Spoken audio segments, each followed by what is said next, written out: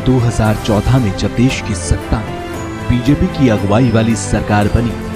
तो केंद्रीय मंत्रिमंडल में जम्मू कश्मीर से एक ऐसे नेता की एंट्री हुई जिसे देश की जनता शायद पहले इतने बड़े राजनेता के तौर पर नहीं जानती थी। नेता श्री नरेंद्र मोदी जी दा मोदी मंत्रिमंडल में एक अलग जगह पाने वाले वो राजनेता थे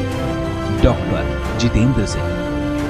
उन्होंने 26 मई 2014 को बतौर केंद्रीय राज्य मंत्री के तौर पर शपथ ग्रहण की। डॉक्टर जितेंद्र सिंह ईश्वर की शपथ लेता हूं कि मैं विधि द्वारा स्थापित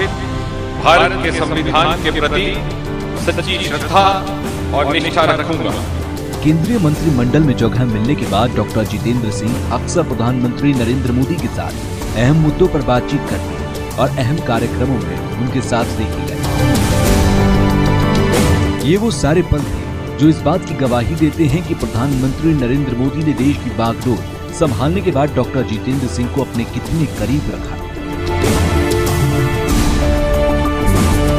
देश के प्रधानमंत्री के तौर पर शपथ लेने के बाद प्रधानमंत्री नरेंद्र मोदी ने न केवल डॉक्टर जितेंद्र सिंह को केंद्रीय कैबिनेट में अहम जगह दी बल्कि उन्हें जम्मू कश्मीर के हालातों को दुरुस्त करने के लिए घाटी के अंदर विकास को एक नए आयाम तक पहुंचाने के लिए फ्री हैंड भी दिया। डॉक्टर जितेंद्र सिंह के पिता जम्मू कश्मीर के अंदर मुख्य अभियंता के पद पर तैनात थे। शुरुआती जीवन में डॉक्टर जितेंद्र सिंह की रुचि मेडिकल के अंदर थी और उन्होंने अपनी प्राथमिक शिक्षा को पूरा करने के बाद यूनिवर्सिटी ऑफ मद्रास से मेडिकल की डिग्री हासिल कर ली। डॉक्टर जितेंद्र सिंह एक क्वालिफाइड एमबीबीएस डॉक्टर हैं और मेडिकल डिग्री हासिल करने के बाद उन्होंने मधुमेह के रोग के खिलाफ एक मिशन के रूप में भी काम किया।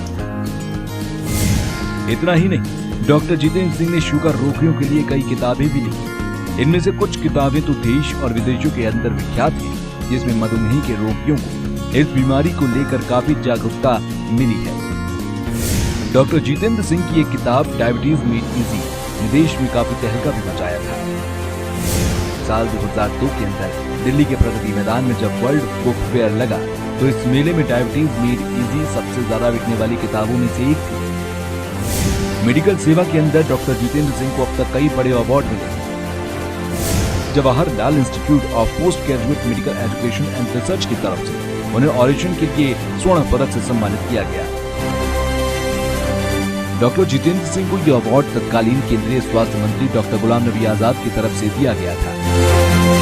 लेकिन संयोग देखिए कि जब डॉक्टर जितेंद्र सिंह ने खुद पहली बार लोकसभा का चुनाव लड़ा तो उधमपुर संसदीय क्षेत्र से उनका सामना भी गुलाम नबी आजाद से ही हुआ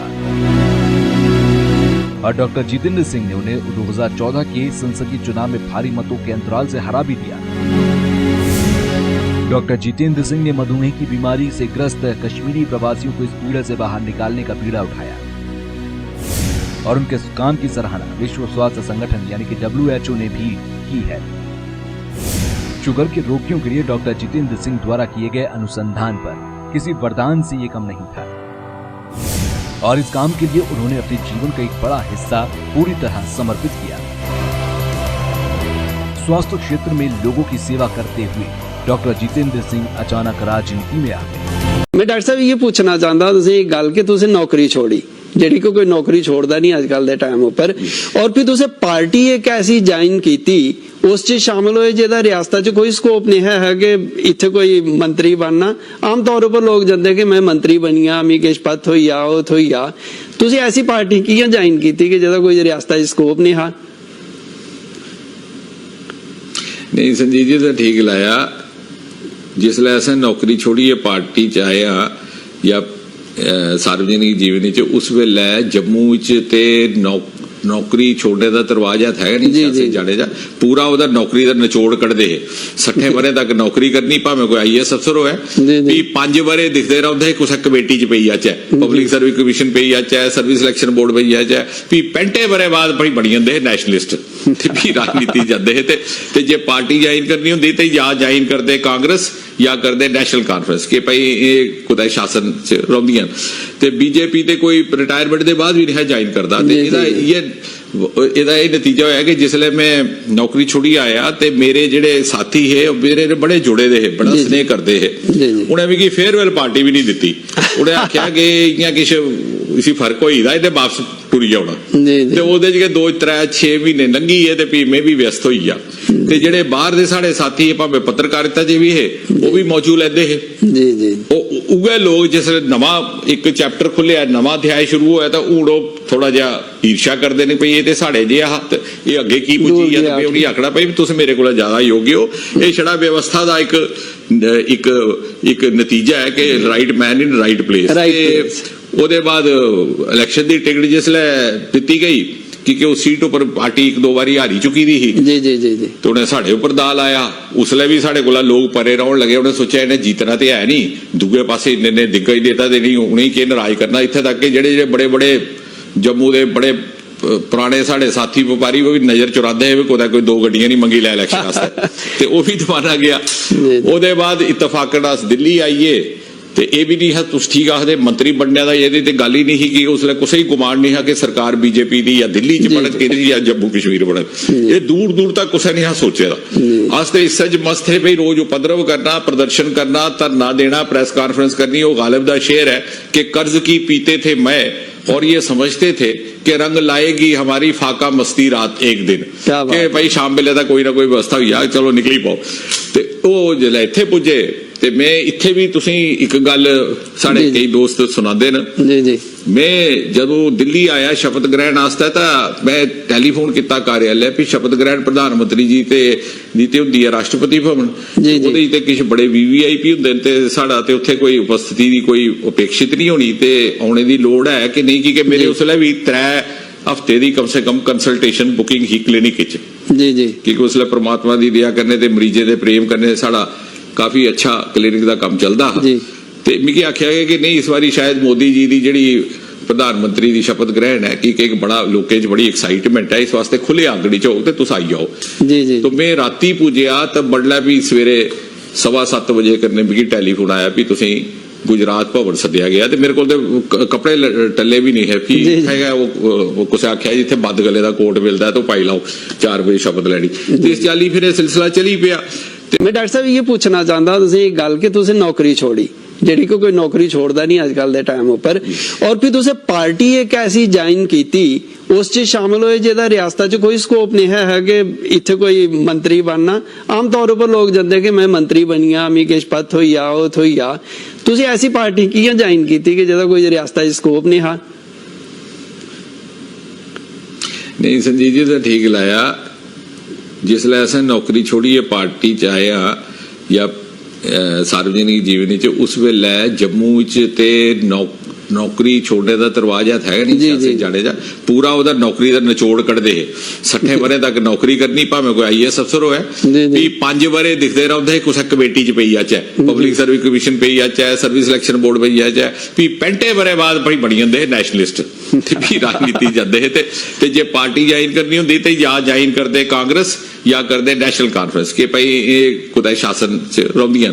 ते बीजेपी ते कोई रिटायरमेंट दे बाद भी नहीं ज्वाइन करदा ते ਇਹਦਾ ਇਹ ਨਤੀਜਾ ਹੋਇਆ ਕਿ ਜਿਸਲੇ ਮੈਂ ਨੌਕਰੀ ਛੁੱਟੀ ਆਇਆ ਤੇ ਮੇਰੇ ਜਿਹੜੇ ਸਾਥੀ ਹੈ ਮੇਰੇ ਬੜੇ ਜੁੜੇ ਦੇ ਹੈ ਬੜਾ ਸਨੇਹ ਕਰਦੇ ਹੈ ਉਹਨੇ ਵੀ ਕੀ ਫੇਅਰਵੈਲ ਪਾਰਟੀ ਵੀ ਨਹੀਂ ਦਿੱਤੀ ਉਹਨੇ ਆਖਿਆ ਕਿ ਇਆਂ ਕਿਛ ਇਸੀ ਫਰਕ ਹੋਈਦਾ ਇਹਦੇ ਵਾਪਸ ਟੁਰੀ ਜਾਣਾ ਤੇ ਉਹਦੇ ਚ 2-3-6 ਮਹੀਨੇ ਲੰਘੀ ਹੈ ਤੇ ਵੀ ਮੈਂ ਵੀ ਵਿਅਸਤ ਹੋਈ ਆ ਤੇ ਜਿਹੜੇ ਬਾਹਰ ਦੇ ਸਾਡੇ ਸਾਥੀ ਭਾਵੇਂ ਪੱਤਰਕਾਰਿਤਾ 'ਚ ਵੀ ਹੈ ਉਹ ਵੀ ਮੌਜੂਦ ਲੈਂਦੇ ਹੈ ਜੀ ਜੀ ਉਹ ਉਗੇ ਲੋਕ ਜਿਸ ਨਵਾਂ ਇੱਕ ਚੈਪਟਰ ਖੁੱਲਿਆ ਨਵਾਂ ਅਧਿਆਇ ਸ਼ੁਰੂ ਹੋਇਆ ਤਾਂ ਹੁਣ ਉਹ ਥੋੜਾ ਜਿਹਾ ਈਰਸ਼ਾ ਕਰਦੇ ਨੇ ਭਈ ਇਹ ਤੇ ਸਾਡੇ ਜੇ ਹੱਥ ਇਹ ਅੱਗੇ ਕੀ ਪੁੱਜੀ ਆ ਤੇ ਉਹਨੇ ਆਖਣਾ ਭਈ ਤੁਸੀਂ ਮੇਰੇ ਕੋਲ ਜ਼ਿਆਦਾ ਯੋग्य ਹੋ ਇਹ ਛੜਾ ਵਿਵਸਥਾ ਦਾ ਇੱਕ ਨਤੀਜਾ ਹੈ ਕਿ ਰਾਈਟ ਮੈਨ ਇਨ ਰਾਈਟ ਪਲੇਸ ਉਹਦੇ ਬਾਅਦ ਇਲੈਕਸ਼ਨ ਦੀ ਟਿਕਟ ਜਿਸਲੇ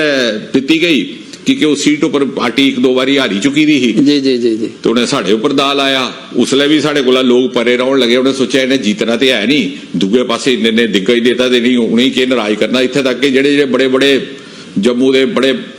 पुराने साढ़े साथी व्यापारी वो भी नजर चुराते हैं कोई 2 गड्डियां नहीं मंगी लै इलैक्शन वास्ते ते वो भी दबाना गया ਉਹਦੇ बाद इतफाकन अस दिल्ली आईए ਤੇ ਇਹ ਵੀ ਨਹੀਂ ਹੈ ਤੁਸੀਂ ਠੀਕ ਆਖਦੇ ਮੰਤਰੀ ਬਣਨੇ ਦਾ ਇਹਦੀ ਤੇ ਗੱਲ ਹੀ ਨਹੀਂ ਸੀ ਕਿ ਉਸਲੇ ਕੋਈ ਗੁਮਾਨ ਨਹੀਂ ਹੈ ਕਿ ਸਰਕਾਰ ਬੀਜੇਪੀ ਦੀ ਜਾਂ ਦਿੱਲੀ ਚ ਬਣ ਕੇ ਜਾਂ ਜੰਮੂ ਕਸ਼ਮੀਰ ਬਣ ਇਹ ਦੂਰ ਦੂਰ ਤੱਕ ਕੁਛ ਨਹੀਂ ਸੋਚੇਦਾ ਅੱਜ ਤੇ ਇਸ ਸੱਜ ਮਸਤ ਹੈ ਭਈ ਰੋਜ਼ ਉਪद्रव करना प्रदर्शन करना धरना देना प्रेस कॉन्फ्रेंस करनी वो गालिब दा शेर है कि कर्ज की पीते थे मैं और ये समझते थे कि रंग लाएगी हमारी फाका मस्ती रात एक दिन क्या बात कि भाई शाम वेले कोई ना कोई व्यवस्था हुई आ, चलो निकली पाओ। ते ਉਹ ਜਿਹੜੇ ਇੱਥੇ ਪੁੱਜੇ ਤੇ ਮੈਂ ਇੱਥੇ ਵੀ ਤੁਸੀਂ ਇੱਕ ਗੱਲ ਸਾਡੇ ਜੀ, ਜੀ। ਕਈ ਦੋਸਤ ਸੁਣਾਉਂਦੇ ਨੇ। ਜੀ ਜੀ ਮੈਂ ਜਦੋਂ ਦਿੱਲੀ ਆਇਆ ਸ਼ਪਥ ਗ੍ਰਹਿਣ ਵਾਸਤੇ ਤਾਂ ਮੈਂ ਟੈਲੀਫੋਨ ਕੀਤਾ ਕਾਰਿਆਲੇ ਵੀ ਸ਼ਪਥ ਗ੍ਰਹਿਣ ਪ੍ਰਧਾਨ ਮੰਤਰੀ ਜੀ ਤੇ ਨੀਤੀ ਹੁੰਦੀ ਹੈ ਰਾਸ਼ਟਰਪਤੀ ਭਵਨ, ਜੀ, ਜੀ। ਉਹਦੇ ਤੇ ਕਿਸੇ ਬੜੇ ਵੀਵੀਆਈਪੀ ਹੁੰਦੇ ਨੇ ਤੇ ਸਾਡਾ ਤੇ ਉੱਥੇ ਕੋਈ ਉਪਸਥਿਤੀ ਦੀ ਕੋਈ ਅਪੇक्षित ਨਹੀਂ ਹੋਣੀ ਤੇ ਆਉਣੇ ਦੀ ਲੋੜ ਹੈ ਕਿ ਨਹੀਂ, ਕਿ ਮੇਰੇ ਜੀ। ਉਸ ਵੇਲੇ ਵੀ 3 ਹਫ਼ਤੇ ਦੀ ਕਮ ਸੇ ਕਮ ਕੰਸਲਟੇਸ਼ਨ ਬੁਕਿੰਗ ਹੀ ਕਲੀਨਿਕ ਵਿੱਚ, ਜੀ ਜੀ क्योंकि उसले परमात्मा की दया करने ते मरीजे दे प्रेम करने साड़ा काफी अच्छा क्लिनिक का काम चलदा जी। ते मिगी आख्या गया कि नहीं इस बारी शायद मोदी जी की जिहड़ी प्रधानमंत्री की शपथ ग्रहण है कि एक बड़ा लोकें च बड़ी एक्साइटमेंट है, इस वास्ते खुले आंगड़ी च हो ते तुस आई जाओ। जी जी तो मैं राती पुज्जिया तो बडलै भी सवेरे 7:15 बजे करने मिगी टैलीफोन आया भी तुसीं गुजरात भवन सद्या गया ते मेरे को कपड़े टल्ले भी नहीं है फी जी, जी। हैगा